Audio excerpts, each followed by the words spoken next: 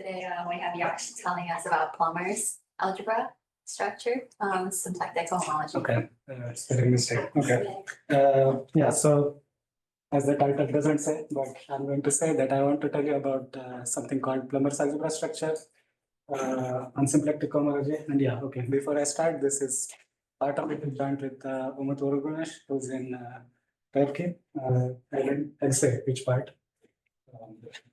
Okay, so the goal of the talk is to advertise a new structure, symplectic cohomology. So we already have a lot of structure that exists on symplectic topology, but this structure is going to be on top of that structure. It's going to extend most of the structure that I know people have looked at on symplectic cohomology, but it's also going to have some features that are new, namely it's going to be more directly related to curve counts, and it will become clear later what I mean.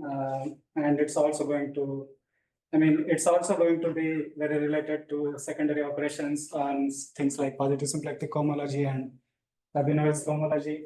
But about this second item, I don't say much today. I'm going to focus on the first part of this talk.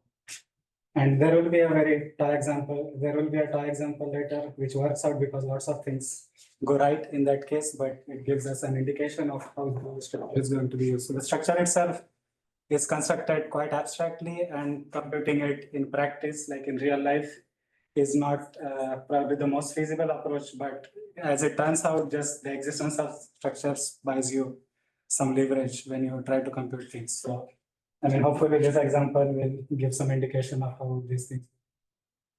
Okay, so let me start by motivating why I got interested in this structure. So the motivation comes from Gromov-Witten theory. And okay, so here's, I said convention once and for all that everything is by default going to be over the Novikov ring. So maybe most of you are familiar, but the Novikov ring is a ring of formal power series in a formal variable t, where the power is allowed to be a positive real number. And you demand that the power go to infinity as you move on the right to in the Novikov field. And yeah, the coefficients lie in some base ring that I don't want to specify, but you can keep thinking Q. If you have ways of upgrading it to other things like integers, you could do that. But yeah, just think about Q if you don't care. So whenever I don't say anything, it's going to be over the Novikov ring. Okay, so the problem is going to be trying to compute Gromov-Witten invariants, which are counts of holomorphic curves inside your symplectic manifold, closed symplectic manifold. So the simplest such invariant is the count of three-pointed genus zero curves, and it's usually packaged as this quantum cohomology. So quantum cohomology is a product. You can view it as a product on the singular cohomology of the manifold, which deforms the cup product. And the deformation is precisely by making counts of three-pointed genus zero holomorphic curves, where the points are restricted to lie on some constraints that you choose. And you weight these counts by the areas of the disks. If you're an algebraic geometer, maybe you want to think of the area as just the degree. And Gromov compactness tells you that you get a well-defined element in the Novikov ring. And these are your quantum cohomology counts. So people have developed a lot of techniques for computing these kinds of counts, like localization and degenerations and whatnot. So the approach that I want to present today is whether we can do a local to global kind of a scheme for this kind of computation. And the answer turns out to be yes. So this also gives me an excuse to introduce one of the main players in the talk, which is this relative symplectic cohomology. And I'm going to follow the version that Umut defines in his thesis. So what's the setup? The setup is the following. The ambient symplectic manifold is a geometrically bounded symplectic manifold. So I'm not going to say what geometrically bounded exactly means, but you should know that two of the cases that are maybe most interesting for us are included in this, namely, if X is a closed symplectic manifold, it's in particular geometrically bounded, and also Liouville manifolds are geometrically bounded. So this hypothesis includes both these cases. So that's your ambient symplectic manifold. And the invariant also takes another input, namely a compact subset inside the ambient symplectic manifold. So here I will keep denoting these subsets by K. And then you can define a module over the Novikov ring, which we call the relative symplectic. Okay, so I guess K and X got exchanged here, but I think, okay, so this should be the right notation. So the ambient symplectic manifold is below, and you think of it as assigning for every compact subset module over the Novikov ring. So again, the definition is not going to be very important, but just to give you some idea, on the right hand side, you see a cartoon of how the definition goes. So the groups are defined as colimits of Floer groups of a cofinal sequence of Hamiltonians. And this cofinal sequence of Hamiltonians is chosen so that on your compact set, it approaches 0 from below. And outside the compact set, everything, the Hamiltonians go to infinity. So you pick any such sequence, you compute the Hamiltonian Floer complex for each such thing, and then you take a colimit. So I'm lying. I think the meat of the matter somehow when defining this invariant, at least the way Umut did it, is to use some action filtration to get nice properties on this, which I'm completely omitting, but we are not going to need it today, but you should know that the filtration maybe plays a much more important role than what I'm saying. So, something about the history of the invariant. This invariant goes back at least to Floer-Hofer, Chilibach-Floer-Hofer, and they have something like this defined for a spherical symplectic manifold, and they also make a comment that it should be possible with Novikov ring inside more general symplectic manifolds. More recently, UL Groman also studied very related, but not exactly the same invariant. And the version we follow in this talk is the version that Umut worked out in his thesis. Okay, so some properties that are maybe good to know about this invariant. So the first one is when you have when you are on an ambient compact symplectic manifold, then the relative symplectic cohomology of the entire manifold with respect to itself just computes the singular cohomology. So there's some funny change of like you get the Novikov field instead of Novikov ring, but let's not bother too much about that. You should just think of it as like when you compute it for the entire manifold, you recover just the singular cohomology. And the second one is when you compute it for the empty set, you just get 0. Okay.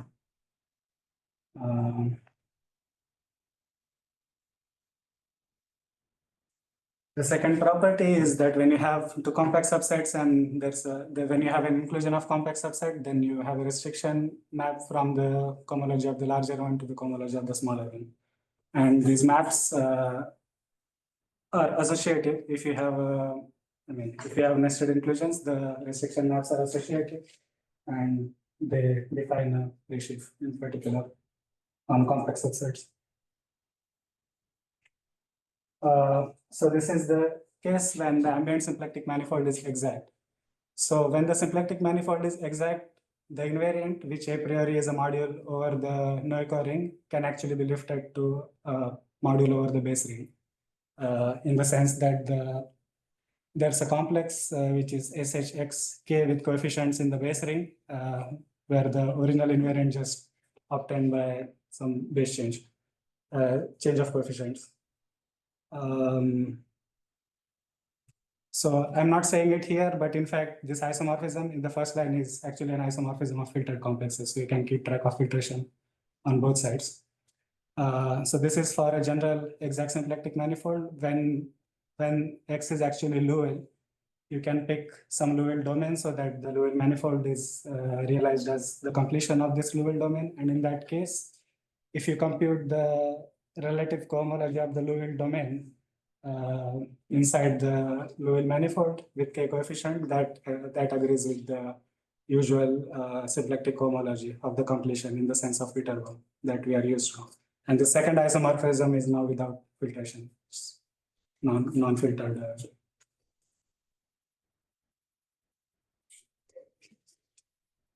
symplectic cohomology. Okay, any questions about this so far? Okay, so now we come to maybe the more interesting properties, which are properties of properties that have to do with descent. So okay, there's a typo here. The easiest case should be of just two. Okay, it's going to be some kind of Meyer-Vittori sequence, and the easiest case is when you only have two compact subsets. There's an analog of the usual Meyer-Vittori sequence on singular homology, but which holds for the symplectic cohomology. As usual, I mean, you have restriction maps from the union to the direct sum of individual compact subsets, and then there's again a restriction map to the intersection.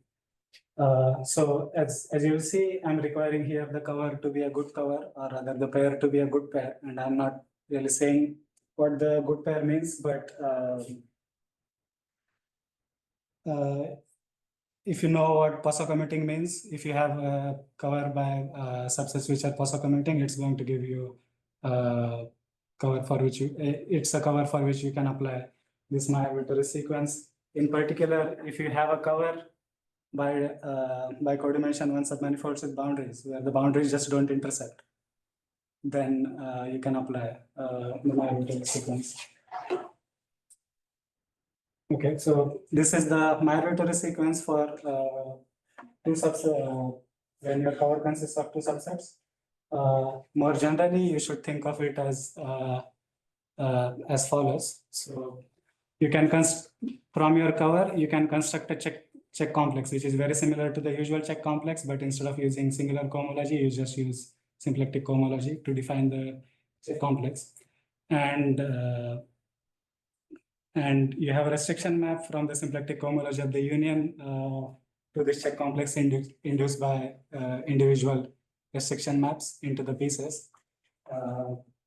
And the design statement says that when you are working with a good cover, this induced map to the check complex is actually an quasi-isomorphism. So the right-hand side, maybe you want to think of it as a model of the homotopy limit of these symplectic quotients considered as a functor on the category of compact subsets, and then the design statement just saying that this functor is homotopy sheaf on the category of compact subsets. But anyway, I think it's, if you don't care, you should just keep thinking about the check model, and design says that this restriction map gives an isomorphism.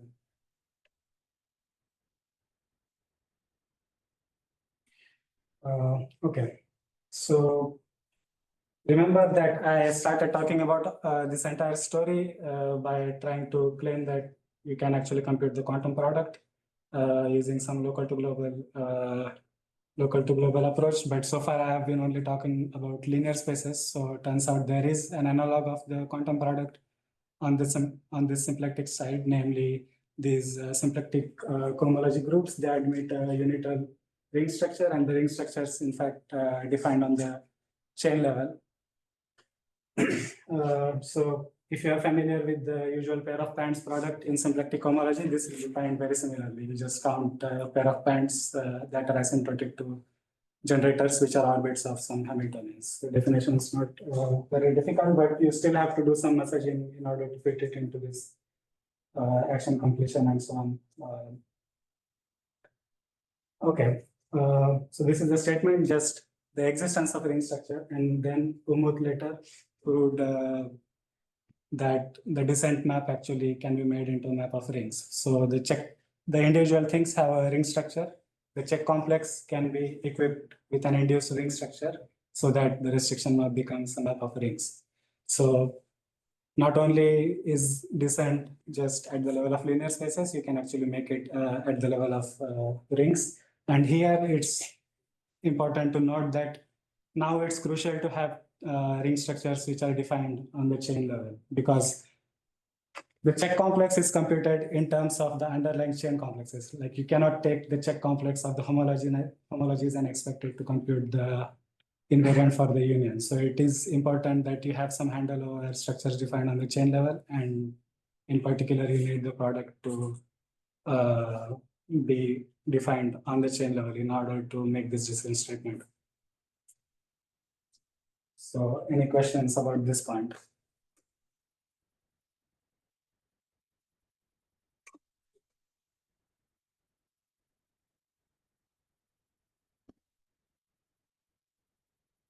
Okay, so this is the story for the local to global approach for quantum product. So more generally, you might be interested in other Gromov-Witten invariants, like what is usually called big quantum cohomology, which also incorporates counts of holomorphic curves that are higher genus, have more number of mark points. So here I'm indicating only the case of genus 0. And I'm going to write the big quantum product in a peculiar way, which is going to be more convenient for the discussions that's going to come later. So you should think of this product. So here GW stands for Gromov-Witten, the 0 stands for the genus, N and 1 stands for mark points. So I'm thinking of taking N input mark points and having 1 output mark point. And the map itself, you should think of as taking 2 kinds of inputs. So one input is you take a homology class from the moduli space of curves, not maps, just moduli space of curves. And then you have cohomology classes that you pull back from the target symplectic manifold. So you have one insertion from the moduli spaces of curves and n insertions from the target symplectic manifold. And the output is again going to be some formal sum of cohomology classes with coefficients in Novikov rings. And the Novikov coefficient is given by making counts of holomorphic curves of genus G with n+1 mark points, satisfying constraints that are that correspond to your insertions in the target. And importantly, notice that there's some sigma that was an insertion from the moduli space of curves. And the new thing about this product is that we only make counts for the moduli problem where the domain is restricted to vary in this homology class sigma. So these are the things that and people would, this is some variation on gravitational descendants, where gravitational descendants would correspond to choosing classes, specific classes sigma, but I'm formulating it in this way. And yeah, so I mean, the important thing to note here is there's this additional thing, sigma, coming from moduli spaces of curves, which was not there in quantum product in some sense, because there the moduli space was just m bar 03, which is just a point. So there's some interesting insertions that you do there. Okay, so any question about this point? What's happening here? You can always write the insertion like this, or it's just for this genus 0. No, you can always write it like this. So I mean, this thing, I mean, I think I'm lying a little bit. This is more like what's called cohomological field theory rather than big quantum cohomology. But I think you should think of them as just being essentially equivalent, where you take insertions from moduli spaces of curves directly. Yeah. Yeah, I mean, if you are looking at honest gravitational descendants, you would take insertions from classes that are classes on moduli spaces of maps. You would have some cotangent bundles and Chern classes there, but I'm pulling back the classes from the domains. Okay, any other question? Okay, so again, you can ask whether there's a local to global approach to this thing. And the answer turns out to be there is some analog, and the analog is this chain level frame D2 structure that was constructed by Abouzaid, Groman, Varolgunes. So the analog of counting things like this, where you count genus 0 holomorphic curves with constraints in the target, for the symplectic cohomology version, turns out to be just counting curves with cylindrical ends asymptotic to some choices of generators that you make. And again, there's a similar similar restriction on where your domain lies. You take an insertion from moduli spaces of curves with cylindrical ends and require that your domains are always in this homology class, and that lets you define an operation that takes insertions from the moduli spaces of domains and symplectic cohomology and gives an output in symplectic cohomology again. Okay, so I haven't told you what exactly these moduli spaces of curves with cylindrical ends are. It will come later, but heuristically, maybe you can think of this picture and get a sense of what I'm talking about. So, and again, as I said before, in order to do any kind of descent, you want the structures to exist on chain level, and indeed, in this AGV paper, they have constructed the structure at the level of underlying chains. And the descent again later was proved by Umuth independently for this frame data structure. But okay, so here's the thing that we have done so far. So we wanted to compute the thing in the first line. We have an analog on the symplectic cohomology on the second line, and you'll see that there's a difference between the moduli space of domains from which we take insertions. So the question, the difference here is mainly 2 points. So moduli spaces of curves with cylindrical ends, of course, they have the cylindrical ends, but more importantly, they only consist of smooth curves. You don't have any kind of nodal degeneration. So you only use curves that are non-singular, whereas Gromov-Witten invariants take insertions from the compactification.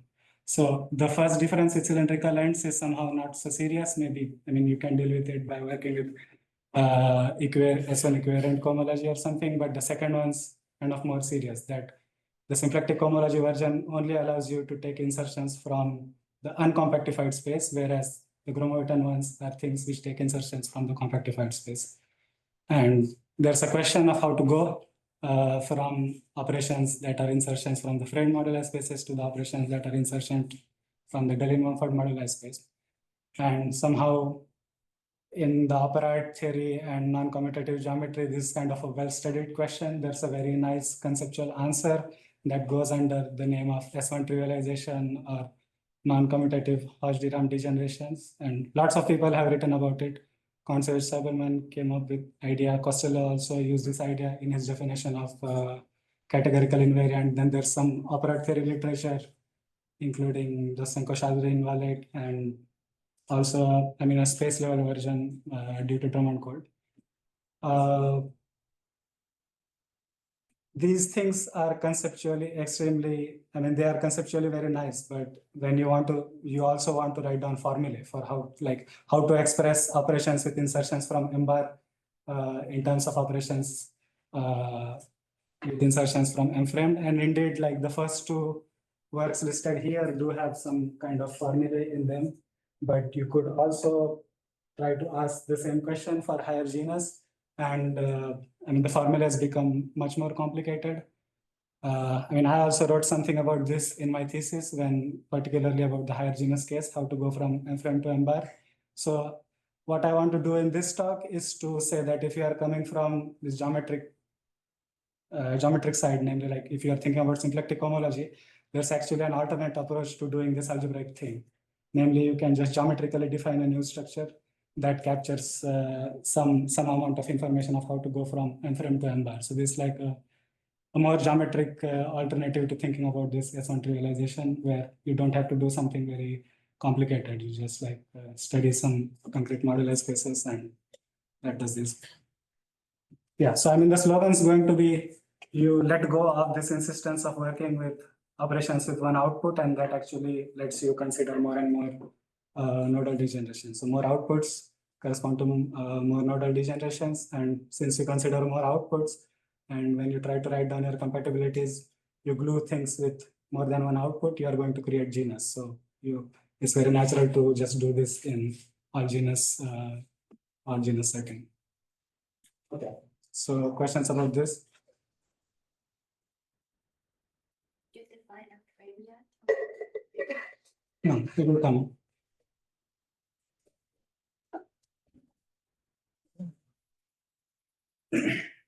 Okay, so these are these so-called Plumber's moduli spaces. So before I say what Plumber's moduli space is, let me clarify what I mean by curves with cylindrical ends. So this is the version that I'm going to use.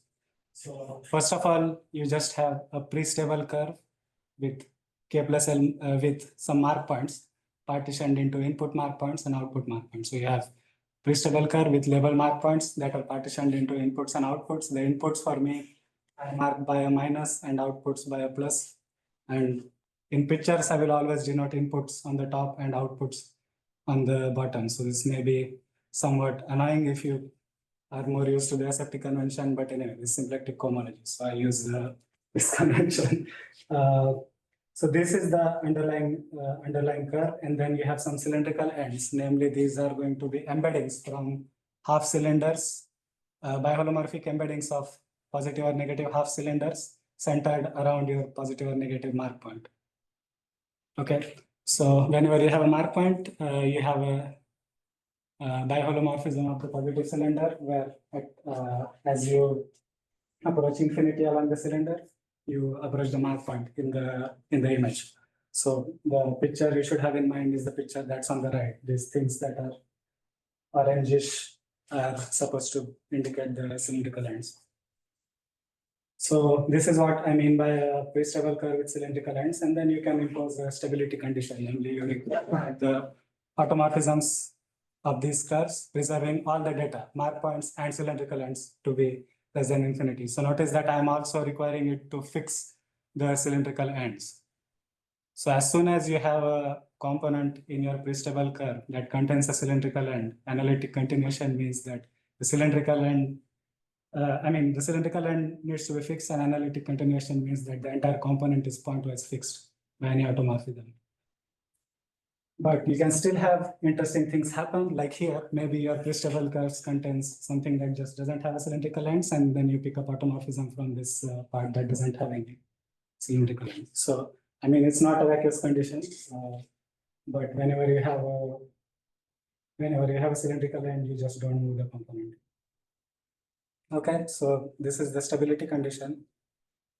And now I'm ready to introduce the Plumber's condition, which is, you say that a stable curve with cylindrical ends satisfies the Plumber condition if any irreducible component in the curve which has an input also has to have an output. Okay, so again, where you have your curve with cylindrical ends, you look at any irreducible component. If the component has an input, then it has to have an output. So let's look at some examples just to illustrate the points. So let's, for example, consider a curve like this. So you might, this component might appear unstable, but it actually not unstable, because remember, I also demand that the cylindrical ends be fixed under any automorphism. So this is still stable. And now you see two irreducible components. For the larger component, you have some inputs, but you also have outputs. So the condition is satisfied. For the smaller irreducible component, you don't have any inputs. So the condition is vacuously true. So this curve is fine. Here. So why for that thing going down? Why I have rotations? Yeah. I said, what do you mean by automorphism? I mean, I could. So as a curve, it's the same curve. Would fix it. As a nodal Riemann surface, it's literally the same nodal Riemann surface for me. The thing you are describing. I didn't understand what you said. I'm claiming that rotating the thing doesn't do anything. It's the same curve. It's not an automorphism. It's just literally the same curve. Okay,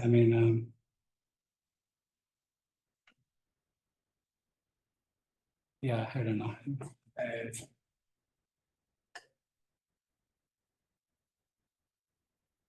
But you say you were fixing the cylindrical end pointwise, so Yes. therefore you can't rotate. You could rotate with the cylindrical ends. It's the same. I'm claiming all of them are the same curve in the modular space.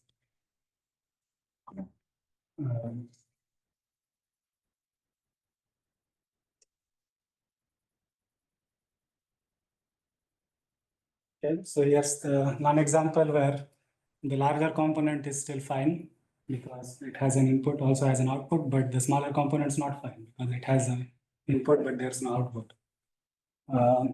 That's also explanation for the name. I think it's a very good name because you think of pouring something inside your curve from the top, and whenever you pour something, it must have a place to get out.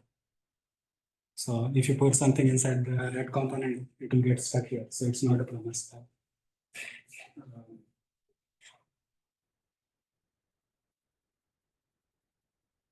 Okay, and just to illustrate this point about components that don't have any cylindrical ends, these things are allowed. So for example, in this third example, you see there's a component which doesn't have an input.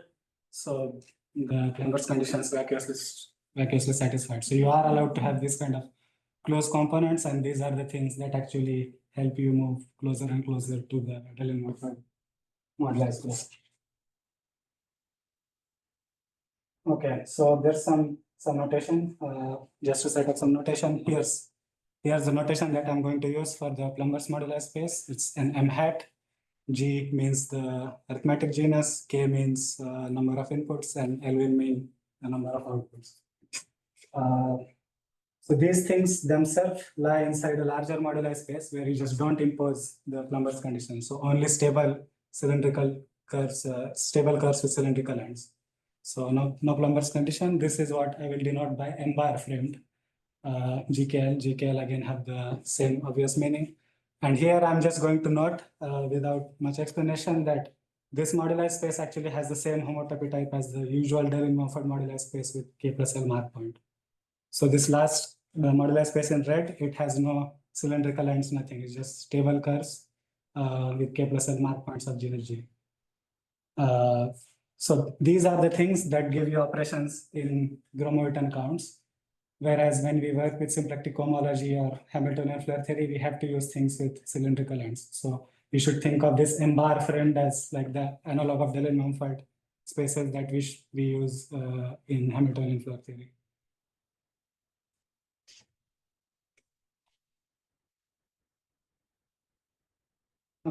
And finally, there's a smaller moduli space sitting inside the Plumber's curve, which is the moduli space of just non-singular curves. You don't have any nodes. And I mean, you have to demand that there's at least one output, and then everything's fine. Otherwise, if you have an input and no output, then you don't satisfy the Plumber's condition, obviously. Okay, so these are the notations. The most important are basically going to be the Plumber's modular spaces for us. Okay, any question about the example?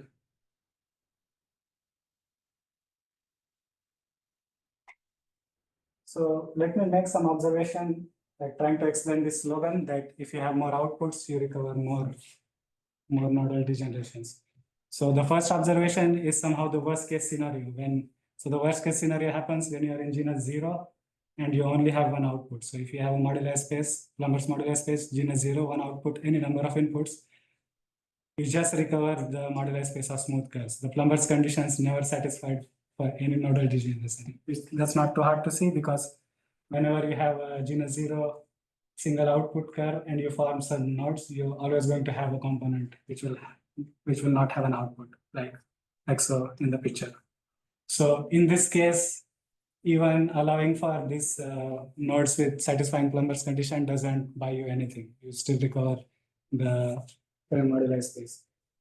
But the other extreme is that when you have no input, everything is an output, you recover the entire moduli space. So the second case is whatever genus, but you only have output cylindrical ends, no input cylindrical ends. Since there's no inputs, the Plumber's conditions is like vacuously true for everything. So you just recover all stable curves with cylindrical ends. The Plumber's conditions don't give any restriction. In particular, you just recover the Deligne-Morford homotopy type. So these are the two extreme cases. If you are in genus 0 and single output, you just don't get anything new. But if you have all your cylindrical ends to be output, you recover the entire Deligne-Morford space. And just to say that this is indeed the worst case worst case scenario in point 1, notice that, I mean, this is something that you don't get anything new is something very special with genus 0. Like if you have higher genus with single output, you will still see more stuff. Like here's an example where you have genus 0, you are still in the single output case, but you can have nodal degeneration like this and the Plumber's conditions to satisfied. So you are seeing more stuff when you have more genus.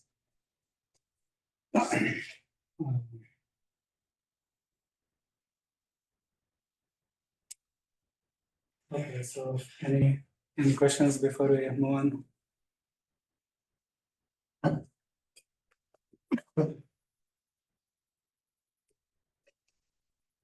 Okay, so these are the moduli spaces that we are going to use to define our maps. So our operations are going to be chains on these moduli spaces. Now, these moduli spaces, you can glue Riemann surfaces together, and you would like your operations to have some compatibility. And this compatibility is encoded in an algebraic structure. So the next couple of slides are going to be purely algebra, just defining what the algebraic structure is. We don't need anything sophisticated, basically just definitions. So the algebraic structure I am going to use is called props. You could have used something called proprats, but I guess props are slightly more well-known than proprats. And also we are going to need chain level algebras. So let me start by saying what a prop is. So it's very simple to define. It's a symmetric monadal category. So a symmetric monadal category, just think of a category equipped with a tensor product, and it satisfies all the conditions that you would expect the tensor product to satisfy. So that's your first ingredient, that it is a symmetric monadal category, but there's some condition, and the condition is that the set of objects needs to be the natural number, and the tensor product on object acts by addition of natural numbers. So if you are seeing any kind of like TKFT, TFT, which shouldn't be too unfamiliar. So here's essentially the only examples that will concern us. So I'll start explaining one by one. So this is the most important one, which is the Plumber's prop, which is a prop built out of chains on modular spaces of Plumbers, modular space of Plumber's props. So remember that it's a prop. So I already know it's a prop, and the objects are already in natural numbers. So I know what the objects are. I only need to tell you what the morphisms are in order to define the prop. And here's how you define the morphisms. So morphisms from K to L are going to be just singular chains on modular spaces of Plumber's curves with K inputs and L outputs. No restriction on genus. Just take all curves of any genus with K inputs and L outputs and take chains on that. So that gives you some chain complex, and you define that to be your KL morphism space. So notice that there's some funny E floating around. So the E here just stands for envelope, and it's supposed to remind you that I'm not putting the restriction that the curves are connected. So you have to allow for disconnected curves for this prop structure to work. So just a possibly disconnected curve where each component satisfies the Plumber's condition. The total number of inputs is K, total number of outputs is L, and the total genus is G. That's the definition of the space that occurs inside, and then we just take chains on this thing. Okay. So this is how you define the morphism spaces. Now I need to tell you how to compose and how to take tensor products of morphisms, because they need to be morphism spaces in a modal category. And the way you do it, so the first thing is composition. The way you do composition is you have your Riemann surfaces with cylindrical ends. You use the cylindrical ends to glue as follows. You just remove the cylindrical ends. There's induced parameterizations on the boundaries of the cylindrical ends, and you use the parameterization of boundaries to glue the two Riemann surfaces, and the gluing will have a canonical complex structure. So that's how you just, if you have one set of disconnected, one set of curves, another set of curves where the inputs and outputs are matching, you just use the cylindrical ends to make a gluing, and that gives you composition on morphism spaces. On modular spaces, this gluing gives you a map, and you just take chains, and that's your composition in the category. To take tensor product, you just take the induced map on morphism spaces given by disjoint union and take chains on disjoint unions, and that gives you the tensor product map. Okay, so this is the Plumber's prop. That's basically the main prop that we are going to use. Now there's some related props that I will quickly just mention. So the first one is this prop of broken Plumber's curves, which I'm not going to define. But since the results are going to be about existence of some chain level structures, they are kind of sensitive to exactly what model you use to define operations. And the model I am going to use is not the model that I explained to you. It's some variation on that, basically consisting of broken curve. And why do you need to consider such a model? For the reasons, I mean, the geometric reasons not too hard to explain, namely like the gluing that I explained to you for defining composition is not the gluing that you see when you compose operations in Floer theory. When you compose operations in Floer theory, you will literally have two curves with cylindrical ends asymptotic to a Riemann orbit. You won't have this gluing unless you move inside the moduli space. So the actual gluing consists of broken curves, and this broken Plumber's curves exactly supposed to imitate this abstract view. So this is, yeah, so the actual result is going to use some quasi-isomorphic model of this thing. Then there's a similar prop that you can define using just curves without the Plumber's condition, just all stable curves with cylindrical ends. The compositions and so on are defined similarly. We have to maintain stability conditions, so there's some stabilization that's involved in the composition, but I'm not going to emphasize too much. Again, this thing is quasi-isomorphic to, so remember I said that this M-bar frame moduli spaces are homotopy equivalent to just usual Deligne-Mumford moduli space. You can also build a prop using usual Deligne-Mumford moduli space without cylindrical ends by just composing by stacking two curves along mark points, creating new nodes. That gives you notion of composition. And these, like this prop is the prop that will control algebraic structure for the Gromov-Witten theory. The right-hand side prop is the prop that we will see on symplectic cohomology. And finally, inside this, you have a prop consisting of smooth curves. So if you have two smooth curves and you glue them, you still get a smooth curve. So the subset is closed under gluing, so it forms a subprop. And finally, there is a smaller, even further smaller prop that sits inside modular spaces of frame curve. Namely, you restrict to curves where, so remember it's possibly disconnected curves. So you restrict to curves where all the components of your curve are of genus 0 and they have a single output.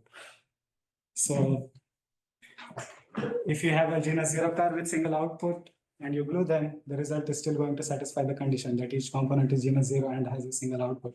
And this prop is a model for the frame D2 operand, which is kind of important in homotopy theory and so on. And this is also the prop that was used in this Abouzaid, Groman, Varolgunes construction. Okay, so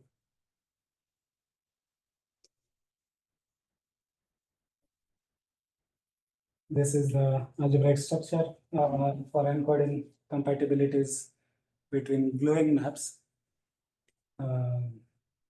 Any question about this? There's a lot of algebra. So, but if you just keep thinking of some Bordism category picture, everything should be somewhat familiar.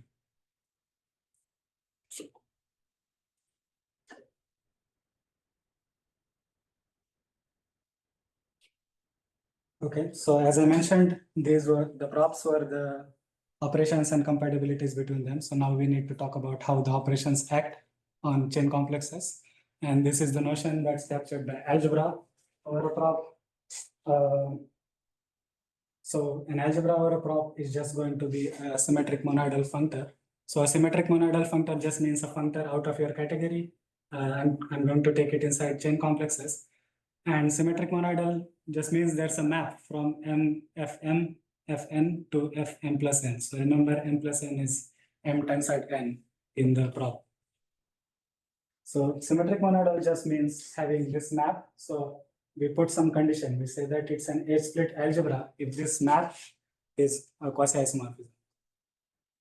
Okay, so an H-split algebra is going to be just a map out of your category, so that there are natural maps from Fm tensor Fn to Fm plus n, which are quasi-isomorphisms. How should you think of them as, how should you think of these maps? You should think of them in the following way.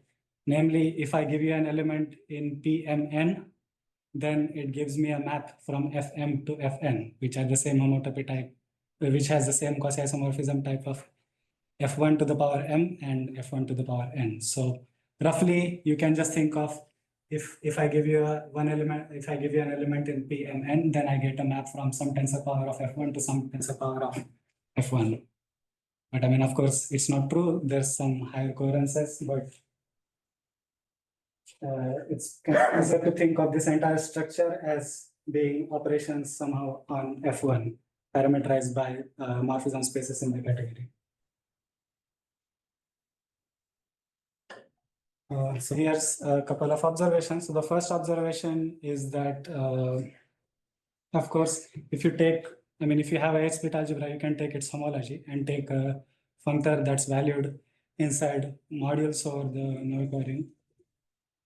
And if you take the homology, this intuition that I mentioned, that you have maps from some tensor power of F1 to some tensor power of F1, this becomes literally true because the quasi-isomorphisms become isomorphisms. So, I mean, your data on taking homology just translates into maps like this last line. Okay, so these H-split algebras are some chain level structures which on homology give what you want. And here's the second operation. So the second observation. So the second observation kind of refers to the first observation. Namely, if you take an H-split algebra over the Plumber's prop. So I'm just going to start calling this Plumber's algebra. So if you have a Plumber's algebra, then the homology of F1 just admits a TQFT structure by the virtue of looking at operations you get on homology on degree 0 classes on the Plumber's modular spaces. So remember, degree 0 classes meaning H0 just looks at connected components inside the Plumber's modular space, and connected components there are same as topological types of surfaces. So for every topological type of surface, you get a map from H1 to some power to HF1 to some power to HF1 to some power. And the compatibilities are same as those for 2D TQFT. So if you have same 2D TQFT, you can think of the H-split algebra structure as some version which has all higher degree homological operations and also admits a lift to chain level. So maybe the TQFTs are more familiar. So you have higher degree and also chain level structures. Okay, so this is all the algebra that's going to be there. Even if you didn't follow the algebra slides, I think you can still reasonably interpret the statements of the theorem. But in any case, are there any questions about the definition of the structures?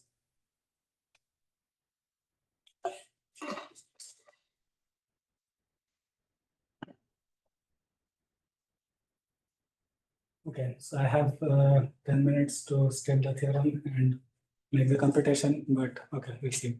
So here's the main results. All of them are construction of this structure on chain level and symplectic cohomology. So these results are still being written up.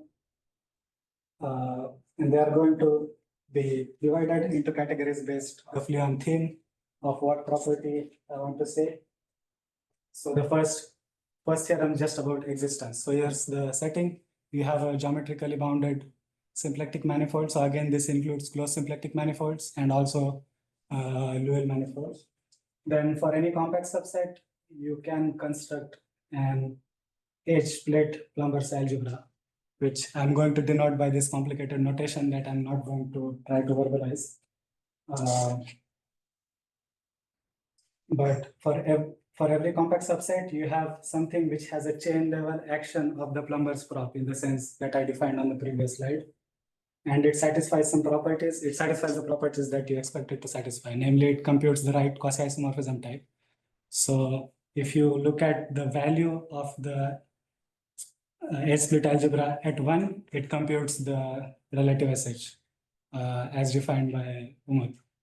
So, so remember that I mentioned that you should think of the H-split algebra as just some kind of operations on tensor powers of the value of the algebra at 1.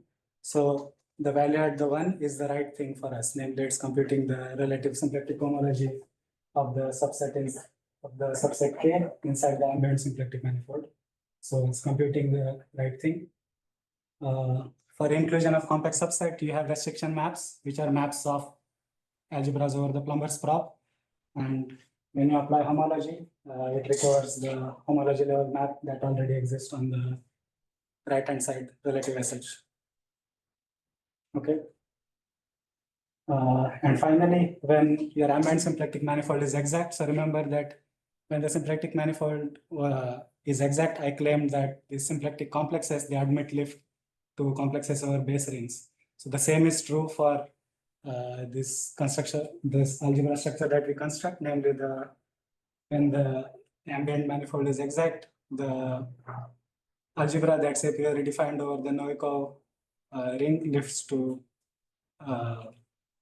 algebras defined over the base ring K. And all the maps are like maps of K models.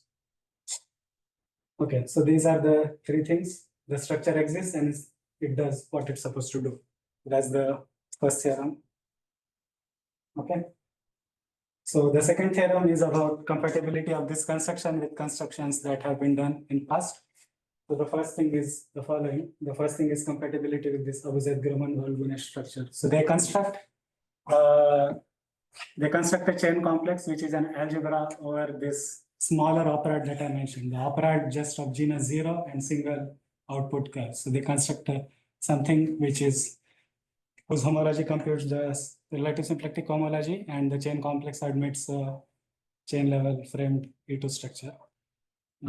So our construction is compatible with their construction in the sense that there's a map in one direction. There's a map such that it's a quasi-isomorphism. I mean, there's a map which respects the structure coming from operations just with genus 0 and single output, and it's a quasi-isomorphism. It's a map of framed chain level framed into algebras, which is a quasi-isomorphism. Okay, so it's a lot to say, but I think the statement's not very complicated. FEM, that's any genus or it's yours? So this is just a symbol for the complex that I construct. But in this statement, this map only respects the structure coming from genus 0. So there's a map which respects the genus 0 part of the structure, but the complex is called this. So,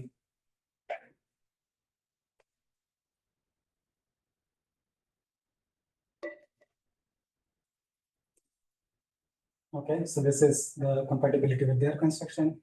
Okay. The second one is compatibility with 2D TKFT structure that was constructed on symplectic cohomology by Ritter and was observed by Seidel. So remember, when you are on a Liouville domain and you express, you express the Liouville manifold as completion of the Liouville domain, and computing the relative symplectic cohomology of the domain inside the ambient Liouville manifold is same as computing the Viterbo symplectic cohomology. So this is the one of the properties that I mentioned initially. So you have the complex that we construct, whose homology is same as the usual symplectic cohomology when the ambient manifold is Liouville.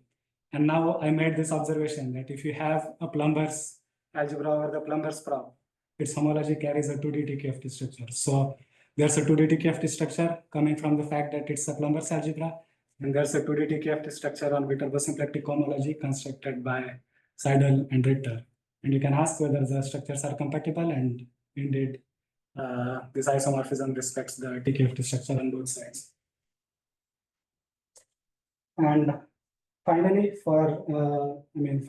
this last point is the one that's relevant to Gromov-Witten computation, that when X is a closed symplectic manifold, then you can actually, extend the structure of algebra from a Plumber's algebra to algebra over M-bar frame. So remember, Plumber's algebra, Plumber's moduli spaces sit inside M-bar moduli spaces. So the M-bar moduli spaces have more classes. When the symplectic manifold is closed, then you can extend the action from Plumber's prop to the prop of all stable curves with cylindrical ends. In particular, it has operations parameterized by classes in Deligne-Mumford moduli spaces, and the induced structure on homology. So you have a homology level strict algebra over homology of this thing. So remember, homology of this thing is same as homology of the Deligne-Mumford space. So in particular, you can ask whether these operations that you construct using homology on Deligne-Mumford space same as Gromov-Witten operations, and indeed they are the same. So you have this structure which in general only exists on Plumber's moduli space, but when the target is closed, the Plumber's action extends to entire M-bar and recovers the Gromov-Witten operations. So a lot of the Gromov-Witten theorists, they just work with like the tautological subring of the cohomology of M-bar. Yes. But now we know quite a lot about non-tautological, like odd cohomology of M-bar. Do you get interesting operations from them? I don't know. That's a very good question, and I would really like to know the answer, but I don't know the answer. And can you use this structure to say something about the cohomology of M-bar? Like, now we know things like that the odd cohomology of M-bar vanishes in degrees less than 11. Is that somehow visible in? Another good question of whose answer I don't know. I see. Okay. Yeah, I mean, so far the emphasis has been just to actually say that the structures exist, but maybe in future we have better ways of computing it. So there's a caveat to the theorem that I did not mention, that this extension happens provided you let go of the Novikov ring and start working over Novikov field. So you have to work over Novikov field and then the structure extends.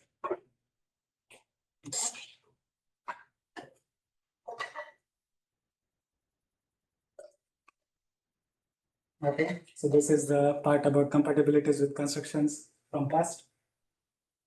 And the last statement, which is a statement about descent. So you have a Plumber's algebra, you can ask if now this satisfies descent, because the entire story was somehow motivated by claiming that you can do some local to global. So unfortunately, so far, we don't know the descent for the full Plumber's prop structure. But if you restrict to the subprop consisting of just single output operations, so you only consider operations that are parameterized by possibly disconnected curve where each component is required to have a single output. So you can restrict your Plumber structures with this smaller structure, and then the descent is satisfied. Namely, the descent map respects operations coming from the smaller structure. So we don't, so I mean, somehow this is a single output. So it's like the worst case for recovering more stuff, but we don't have any restriction on zero. So you at least have some degenerations that you can allow. But so far we only know how descent works for this case. So I'm really, these are the statements of the theorem. I'm almost out of time, so maybe, yeah, I mean, I don't think I will go into the computation right now, but if there's a question, I can try to say something, but I think maybe it's a good place to stop at this point.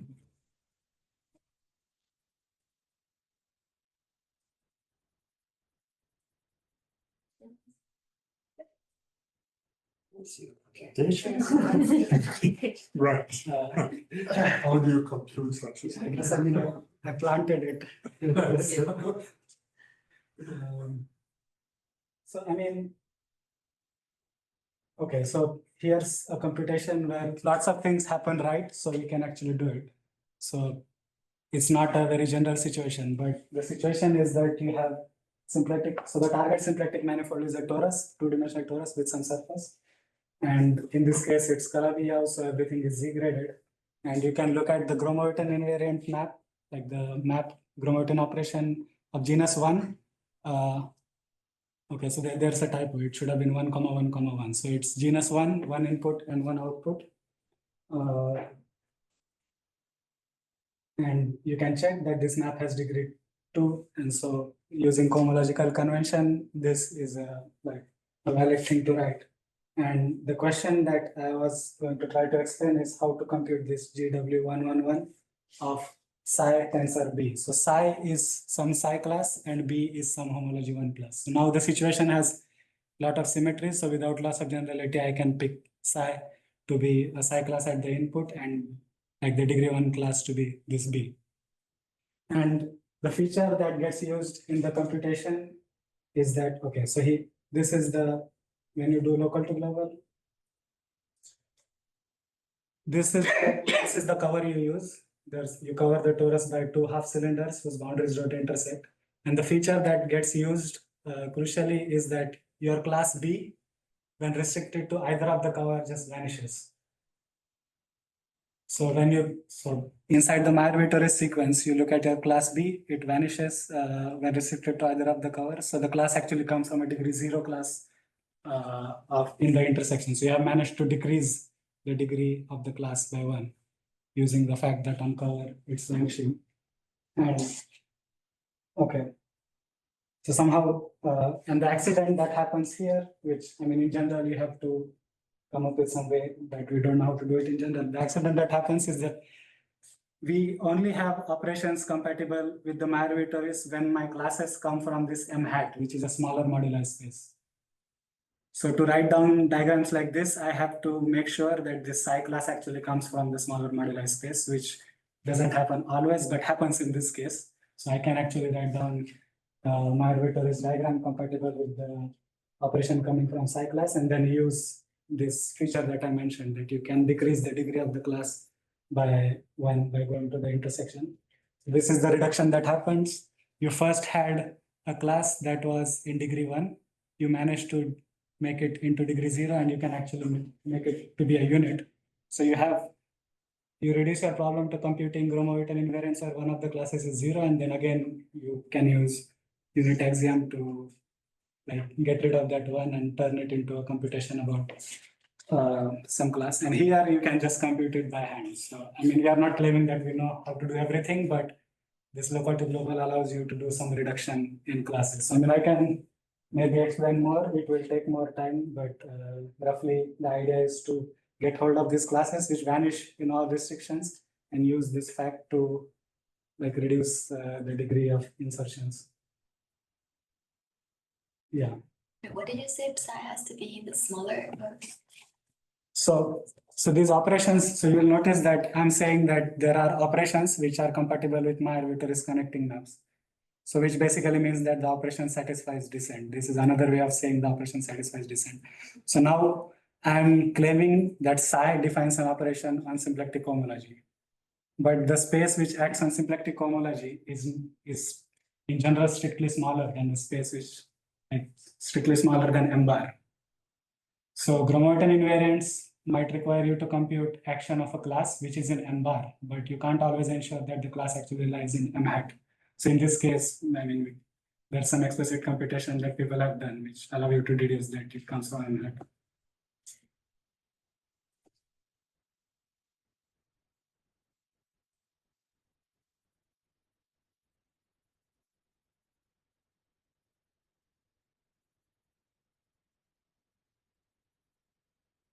The last page that you were going to show us. That's, I mean, that's a Okay. proof sketch. I can, you can read. Maybe we take the speaker first.